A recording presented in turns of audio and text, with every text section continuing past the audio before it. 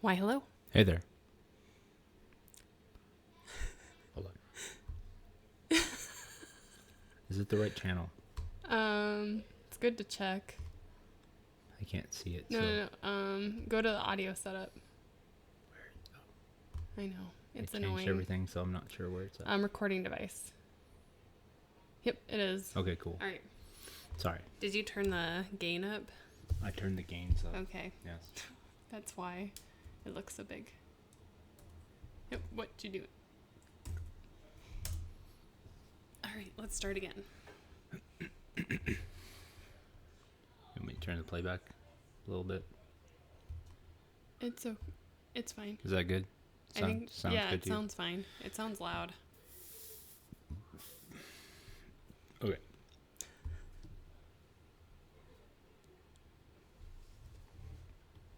Why, hello. Hey there. So, it feels like every time it's around the cold and flu season, we have a case of the phenomena. Dun, dun, dun, dun, dun, phenomena. Dun, dun, dun, dun. And you started it.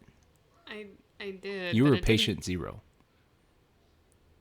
You were totally patient zero. But are we talking about me starting that song? Yes. Yes, I guess so. Yes, you're patient The zero illness. because it's an Well, earworm and it gets stuck and it'll be in our I house for know. like the rest of Thanksgiving week at least. I guess we'll see. I'm not sure. If I wake up in the middle of the night and that's all I can think of. That's all I can Well, think of right now. So there's a reason. Yeah, There's a dog outside. there's a dog outside. So say what the name is of your competition or whatever it is. It's the Hamadan. Phenomenon. Okay, so it's a Korean word for team championships, basically. The Hamadan. And it's the only time of year that we come together and we all work as a team rather than individual competition. And it's called the Hamadan. And then, of course, you had to go. Phenomenon. And throw it all off. Well, now that's all you're going to think of. I will. I'll be in the middle of that competition probably. And I'll be thinking like that. Well, I'm Dale. I'm Kit. And welcome to Catholic Hitch. We are a Catholic family seeking heaven and hoping to pick up others along the way. Small talk. So we were going to talk about Thanksgiving traditions and what that one, like, quintessential traditional meal was from our childhood. So what was yours? The quintessential, like for Thanksgiving, the one, For Thanksgiving. like the main course, the side, which one? Well, everyone's going to have the same main. We mostly had turkey. Okay, say whatever you want, main or side. All right. So cornbread dressing was probably the one that was the most unique compared to most of my friends. And what is a cornbread dressing? So you take the giblets from the turkey and you stew them down with other veggies, at least onions and celery and maybe some other stuff. I don't remember. It's been a long time since I had it. And you cook it down and then you make your cornbread. And essentially the juice that's from whatever the giblet stew is, you put the cornbread into that and it soaks up all of that juicy goodness. And then you cook it in the oven and it makes cornbread dressing. I'm sure regular dressing is a similar process, but I don't know because we never made regular dressing. We just had cornbread dressing. It's always called stuffing. Like when you look it up, which I don't think it's the same as stuffing, is it? Does that look the same? Sorta. Okay. Yeah. So you were talking about it and Right. the fact that it's impossible to make it vegetarian. And I Well, was like, I bet there's a version out there. Yeah, I'm sure there is, but I don't know if I could replicate the flavor. Because with the giblets in it, it has a very unique flavor to it. I'm sure it does. Yeah. The other one, so anytime I would go down to Louisiana for Christmas, we would have oyster dressing.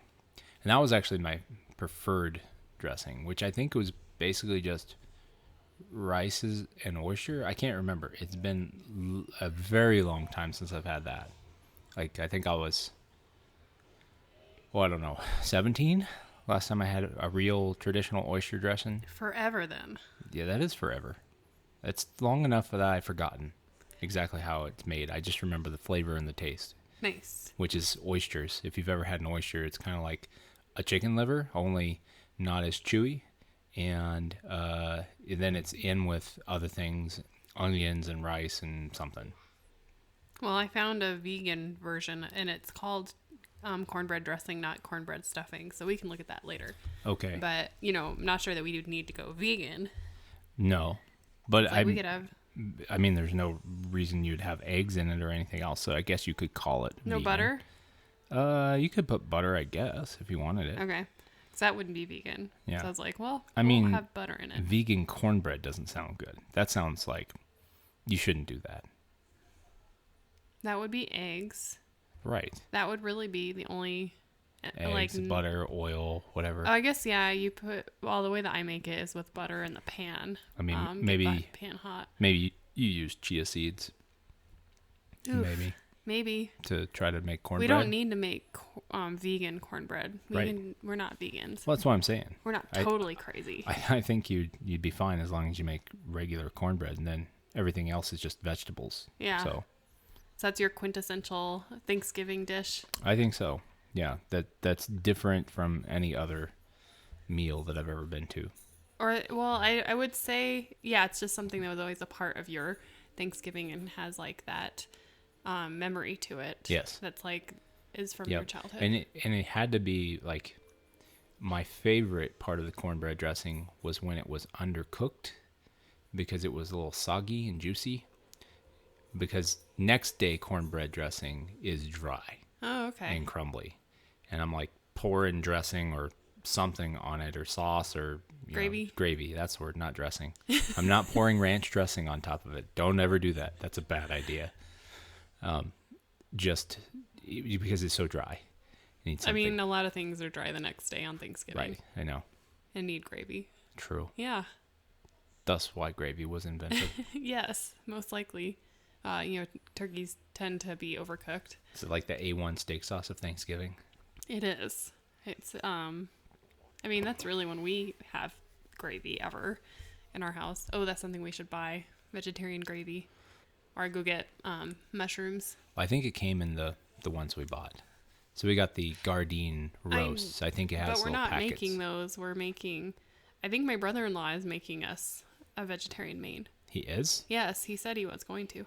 Okay. So if he doesn't, then I guess we'll slap a Gardein roast together. Yeah, that's okay. I cook lamb. I'll take one bite out of it and I'll make a decision. But we'll just make it anyways. Have I talked about my hatred for tofurkey roasts on this podcast? No, you have not. Oh man, yeah.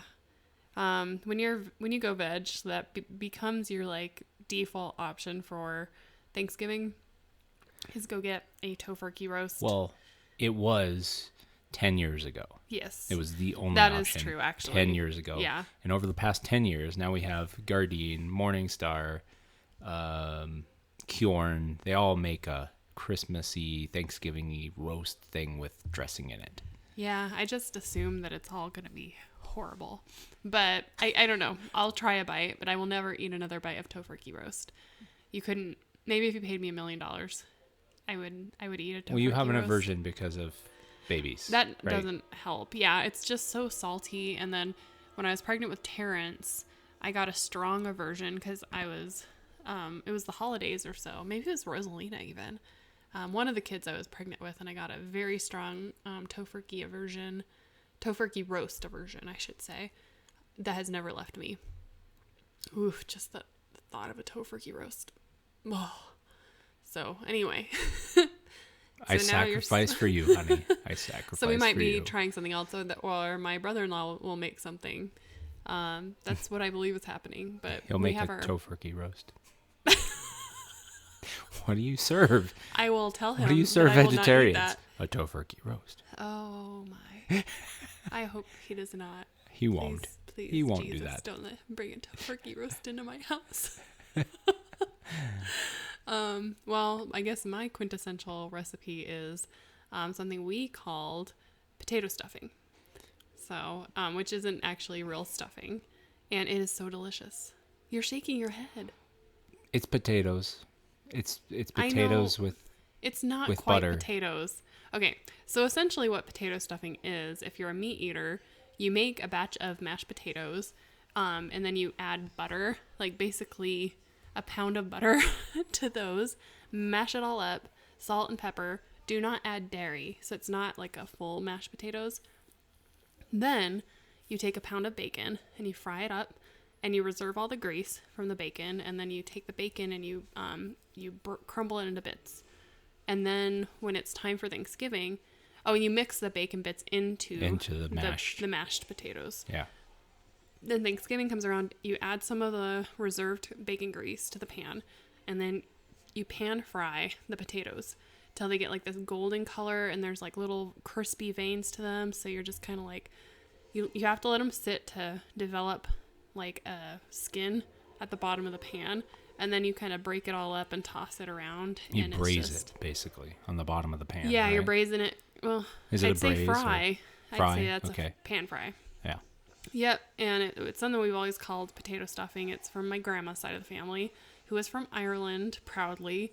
And I'm not sure that this was ever used to stuff a turkey. And I'm honestly not sure if it came from Ireland. It could be one of those North American, quote unquote, Irish recipes. Like burritos? Yeah, like Chimichangas. there's just stuff we reinvent here Yeah. as ethnic. But it's super delish. So we, the vegetarian version of that uses a full pound of butter, of course. And then instead of bacon and the grease, you just use salted butter in the pan to fry the potatoes. And then we get a Morningstar fake bacon product that we love to call Fakin in our house. Yeah. And it's actually quite good. Most of the meat eaters we have over for like a breakfast like the Fakin.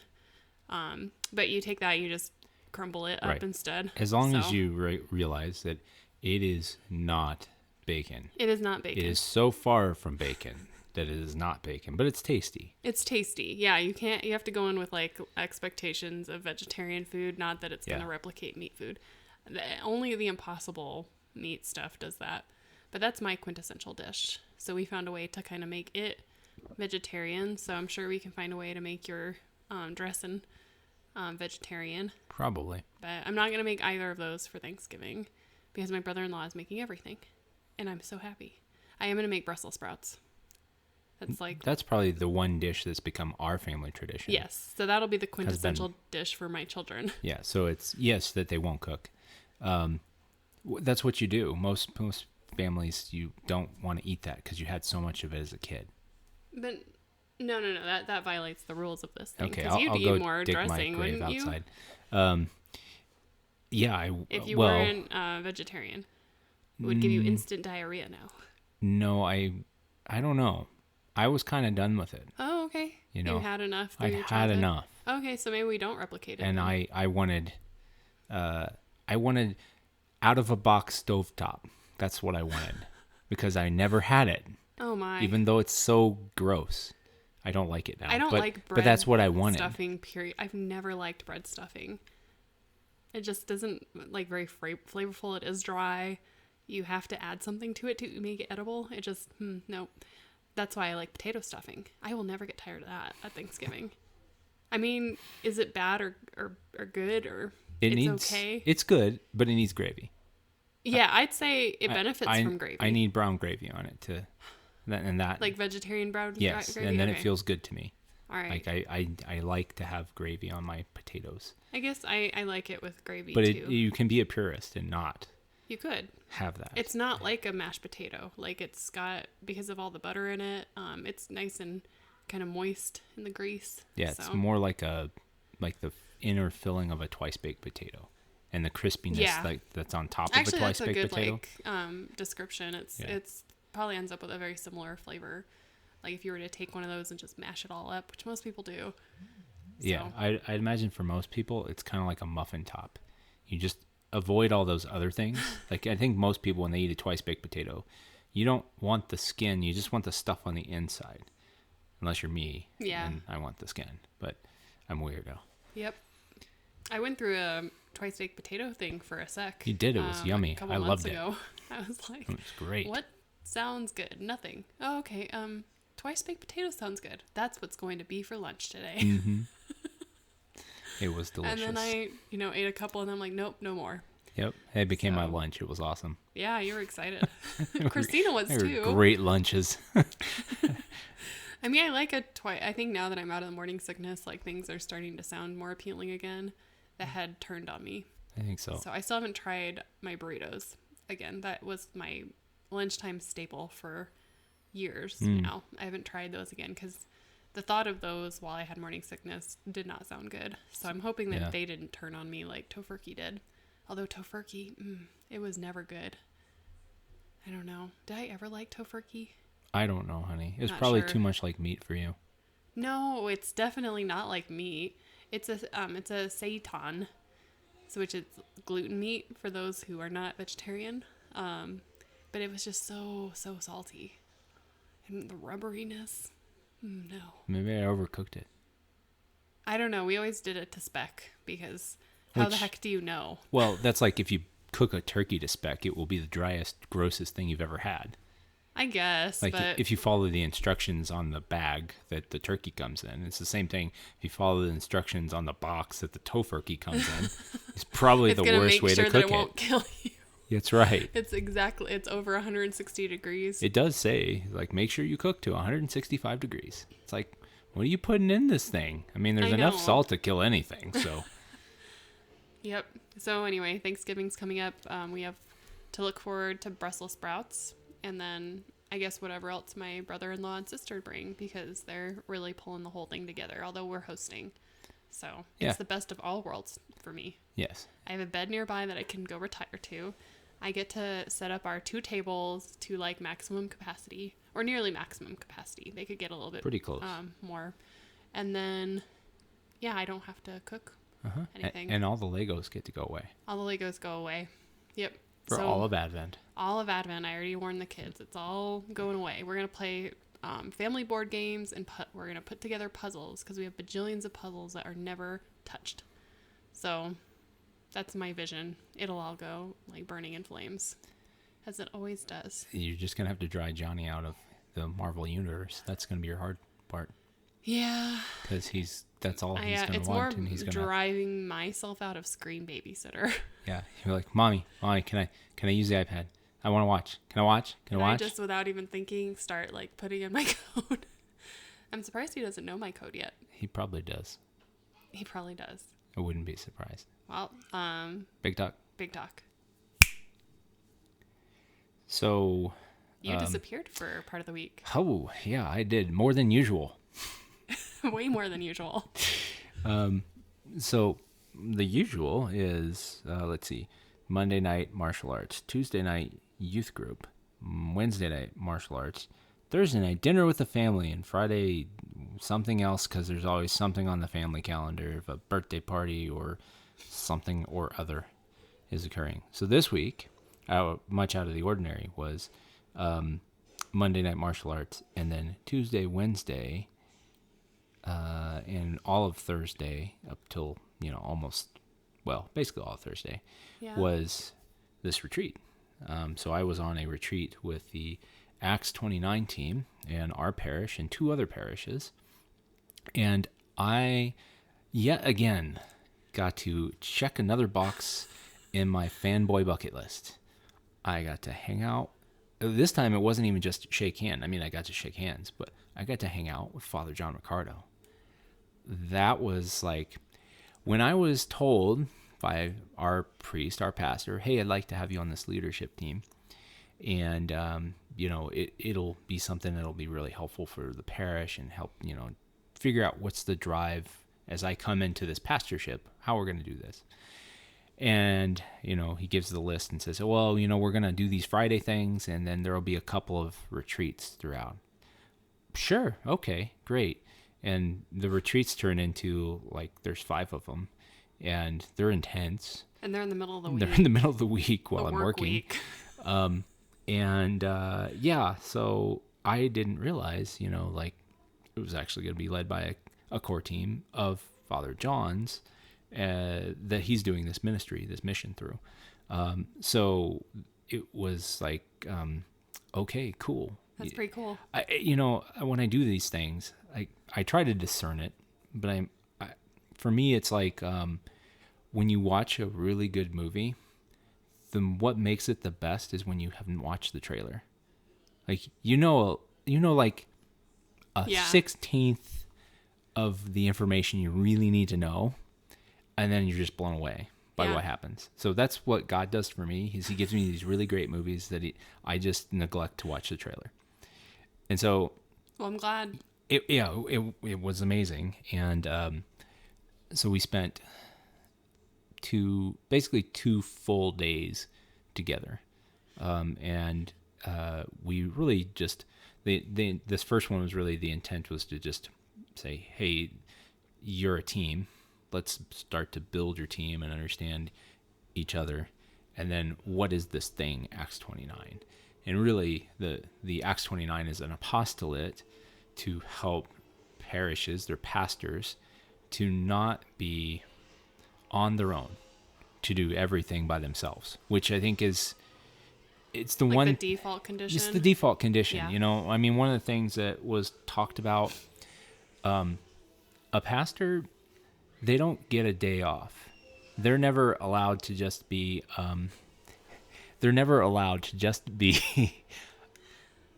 normal. Like if you go up to a pastor and it's before or after mass or any time during the week, you expect him to be happy and jubilant and pious and perfect. Yeah. And that's the default. And what if he's had a bad day? I mean, sometimes you have bad days. We all do.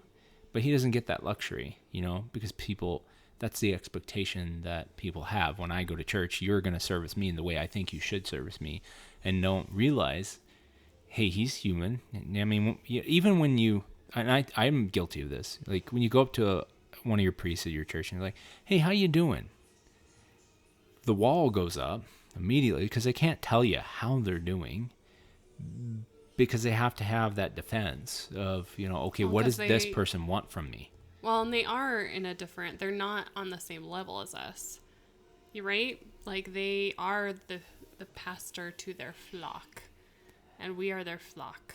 So I think that there's like a natural difference, a natural separation too. There is. I mean, they're the boss in that respect. It's like, I feel that now, being principal, that there is a difference between like when I wasn't principal and when I am principal, You're not a school teacher. It's an architecture. Yeah, an architecture principal. Yeah, but a boss. I'm a boss, so I go in and like not the cool boss, but just boss. And you go into a room and people will be talking, and then all of a sudden it gets quiet. That's just the way it is, and I'm guilty of doing it. Everybody's guilty of doing it. You're like, oh, the boss is here. Better get back to work. So for the pastor, I think it's a similar situation. Yeah. That they have that. But so this program, it's not a program, but this mission, this apostolic mission, is to really help pastors to have a core group of people that can be there on mission with him to lead these parishes. And it's not, again, the pastor's going to come and go, but any parish that he's at, he should have the tool bag to be able to say, hey, I need my 12 that are going to be there for me to help lead everyone else. Is that the way they talk about it, like the 12 apostles? Yeah, think about it. The pastor's there, then he has his core group of, I think it was like the 3. So think about James, John, and Peter, kind of like the core 3. And then from there, then you have the 12. So, in terms, it would be, you have the pastor, you have his core leadership team, then you have those who are leaders who are out doing the ministries and missions, and then you have the parish at large, all the other disciples that are being fed in order to do the mission. So it's the same thing, that's what a pastor needs to have, and it's just in our culture, because of the devil being the devil, he has done very well, especially for our pastors, to make sure that they are as isolated as possible. That, it's on your shoulders, Father. You've got to do everything, because if you don't, it will fail and it will be your fault. I mean, that's what the devil's telling every Yeah. one of these pastors, and it's killing them. It's so hard. I mean, it's one thing that you take a vow to be with Christ, to serve him unconditionally. But Christ doesn't say in that moment, okay, cool, now you're going to be isolated on your own. No, he gives you an order. He gives you brothers in arms to do all of these things. He gives you a flock of people that are there for you to help direct, and you should be in relationship with them just in the same as you're in relationship with God. There has to be that intimacy there. And it's there because that's what God wants. God wants us to have those kind of relationships. Like, we have a husband-wife relationship, which is very, very intimate. A priest doesn't have that, but they can have deep relationships with people that they can turn to and say, hey, I've got a tough thing going on right now. I want to tell you that this is not easy for me. I might not be the happiest person today, but I'm being open, I'm being vulnerable with you and telling you that I need your help. Can you pray for me? And then in theory, that trickles all the way down, so that, and one thing that they talked about that Father John did at his parish when he was in Michigan, was the parish got to the point where, like in our parish, there was that, welcome to blah, blah, blah, blah, blah. Please silence your cell phone. Now turn to your neighbor and introduce yourself. And everybody goes, I don't want to talk to these people. Why would I talk to these people? I don't want to talk to them. Because that's like the knee-jerk American. Don't tell me what to do. I mean, I hated that part. They got to the point where rather than doing that, it was a parish of prayer. Hey, turn to the person next to you and see if there's something you can pray for them. Nice. Right? I like that. Isn't that just so much better? I like introducing too, because it's hard to, you have to start somewhere. You can't You just do. be like, hey, can you pray for this really delicate situation, yeah. TMI, blah, blah, blah. Right. But if the parish is at a point where you go up and you see someone that's a friend and you're like, hey, I'm struggling with this. Our kid's got a cold. Can you pray for him? Yeah, sure. Hey, I'm dealing with this, or I'm trying to get a promotion. Can you pray for me? I'm nervous as heck about this. Like, that's a different relationship in a parish community. You and I have kind of gotten to that level in our parish. Like, to some not degree. To every single person, but to a lot of people. I think, but it's trying to get that is one example, right? This is not the example, but it's one example to say, how do you bring that apostolic mission of being like one of the apostles that is jubilant and hopeful and full of the zeal of God with the Holy Spirit to say, hey, I'm not afraid to reach out to you. I've never talked to you before, but I love you as my brother and sister in Christ. What do you need prayers for? Because we're all broken. Show me the person that isn't. I only can think of two. Me too. Probably the same ones. I think so. Yeah. So Did he talk about how this evolved out of just, especially going back to the description of, Jesus had his core 3 and then he had the 12. Well, yeah. Did he talk about how he came to that at all? He may not have mentioned it, but I was curious. Well, I'm not sure how that evolved. I mean, at their parish, I think every pastor is literally drinking from a fire hose, because every 2 seconds there's a 3-year-old saying, hey, Father, I need this. Right? I mean, think if Too much light, not enough light. Too loud, not loud enough. It's exactly right. That's exactly I don't like the it. music. I love the music. Where did that music go? I loved. That's right. That's exactly it. At every turn, Too there's always fast, too slow. something taking and using them for something. Talk to the kids because they're disruptive. Talk to the congregation because they're not welcoming my children. All right, I can stop now. Yeah, Sorry. yeah. You name it. There's lots of them. Yeah. So I think he was coming from a place of that and saying there's got to be something better.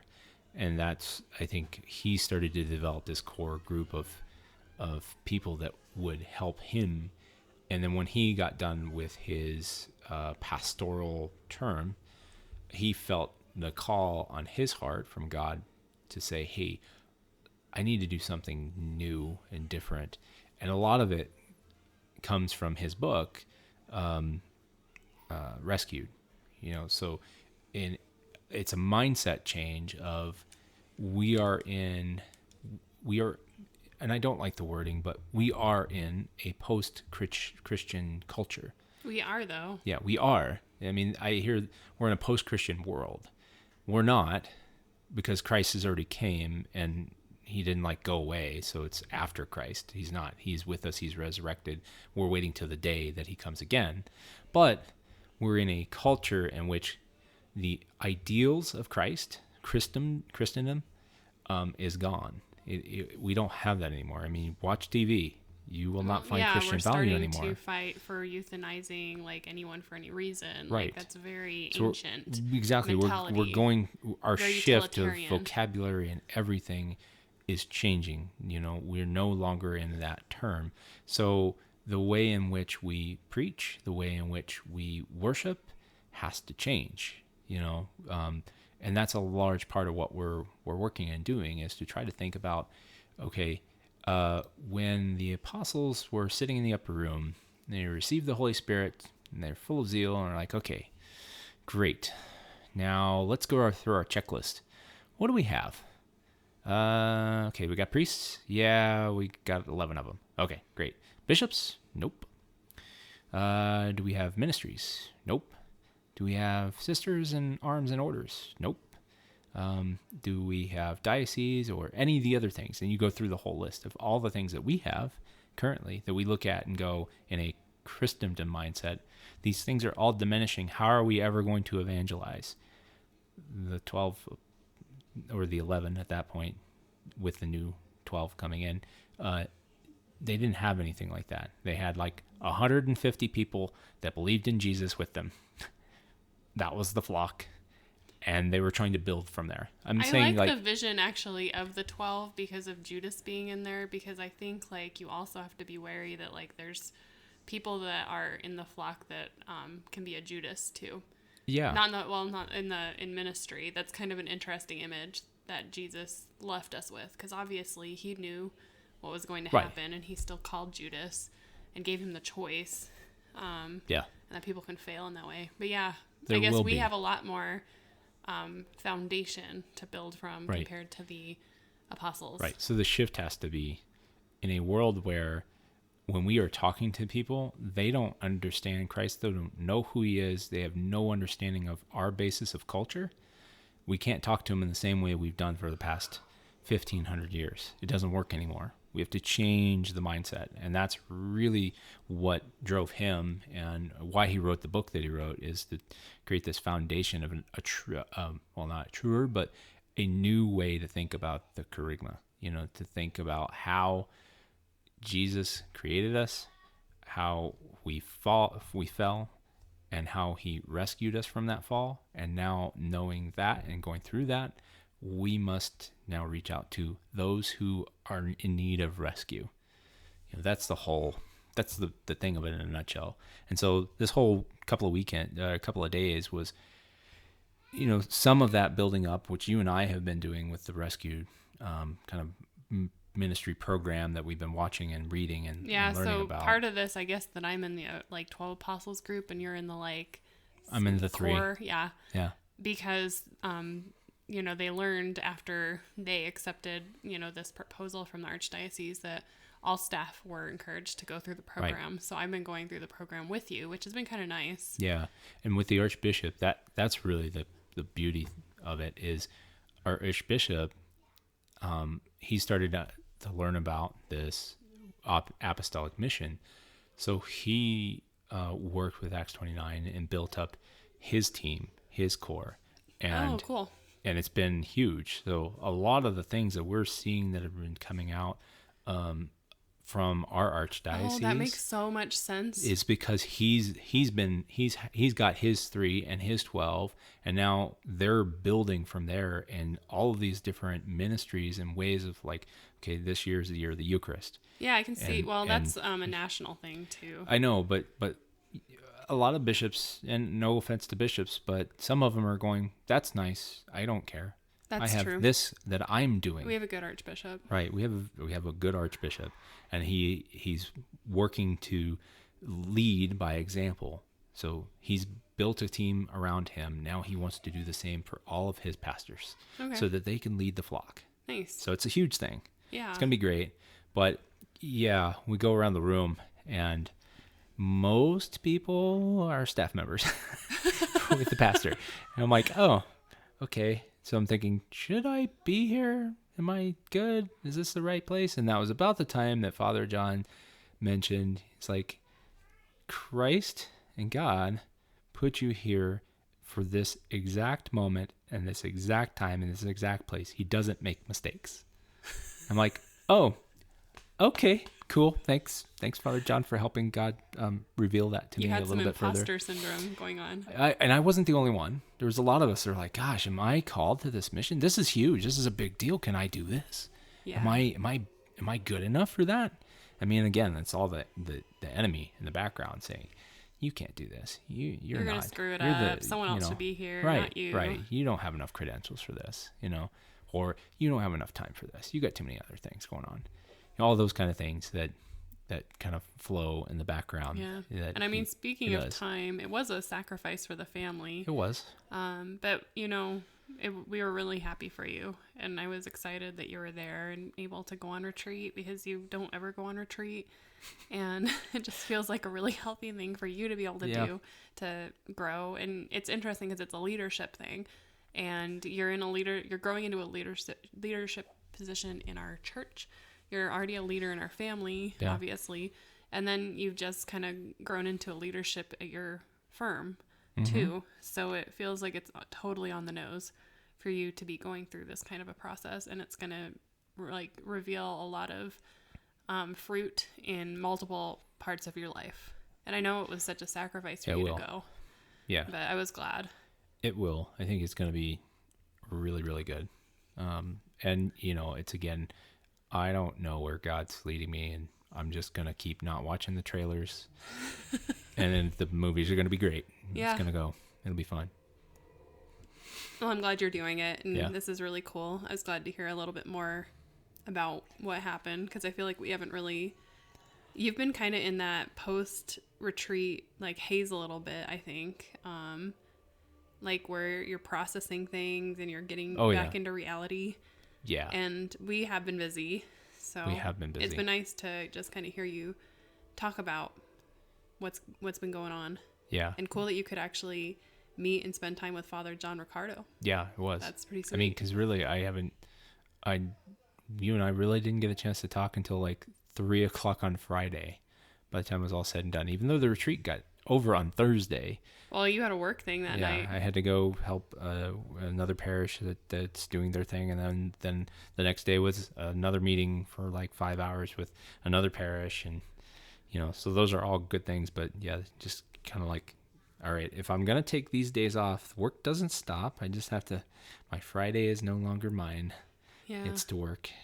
Gotta keep these things rolling, because the economy is kind of a little spicy right now, and who knows what's going to happen. So we need to move these projects forward as best we can, as fast as we can, so that they can actually build when they can afford to build, and things don't go haywire, which, Lord willing, we'll get a couple of parishes in a better place before whatever's going to happen in this economy happens.